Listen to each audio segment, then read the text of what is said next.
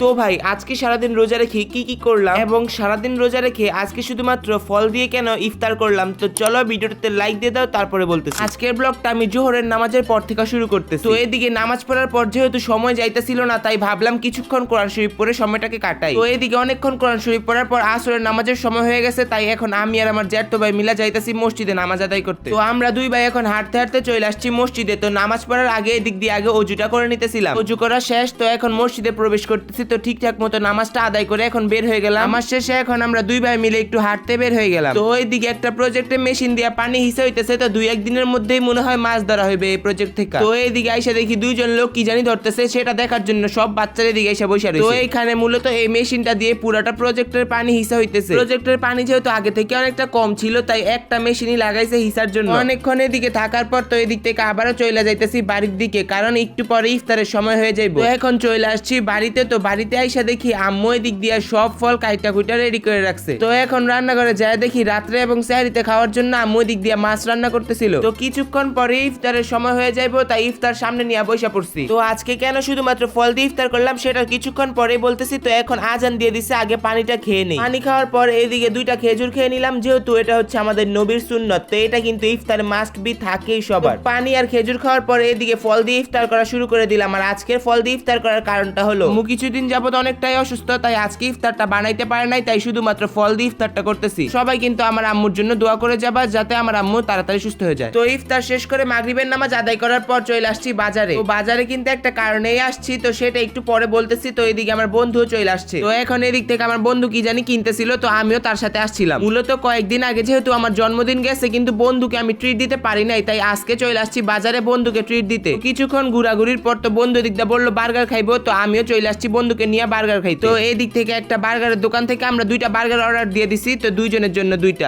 আমরা এমন একটা বার্গার নিছি যে এই বার্গারটা কাটলে শুধুমাত্র লাভই হয়। এই কোন লেভেলের লাভ হয় সেটা তো তোমরা ভিডিওতে দেখে ফেলছো। তো এখন এই লাভ শেপের বার্গারটা চলো তোমাদের সাথে খেয়ে রিভিউ দেই। তো তোমরা তো ভিডিওতে দেখতেই পারতেছো বার্গারটা কতটা সুস্বাদু দেখা যাইতেছে, যতটা লোভনীয় দেখা যাইতেছে, খেতেও কিন্তু এটা অনেকটাই মজা। আমরা বাজারে আসলে প্রায় সময় এই দোকান থেকে বার্গার খেয়ে থাকি। তো এইদিকে আমার বন্ধু ট্রিটটা পেয়ে খুশি হয়ে বলতেছে এই ভিডিওতে যেন সবাই লাইক করে এবং সবাই যেন সাবস্ক্রাইব করে। তো দেরি কিসে, তোমরা তাড়াতাড়ি সাবস্ক্রাইব করে দাও। একটা কথা, তোমরা কিন্তু আমার জন্মদিন উপলক্ষে একটা সাবস্ক্রাইব আমাকে গিফট হিসাবেও দিতে পারো। তো গাইস আজকে আমি কিন্তু দেখবো আমার জন্মদিন উপলক্ষে কয়জন মানুষ থেকে আমি সাবস্ক্রাইব গিফট পাই। আজকের ব্লগটা ছিল এই পর্যন্তই। তো তোমাদের কাছে আজকের ব্লগটা কেমন লাগলো অবশ্যই কিন্তু কমেন্টে জানিয়ে যাবে। সবাই ভালো থাকবা। তো সকলকে আল্লাহ হাফেজ।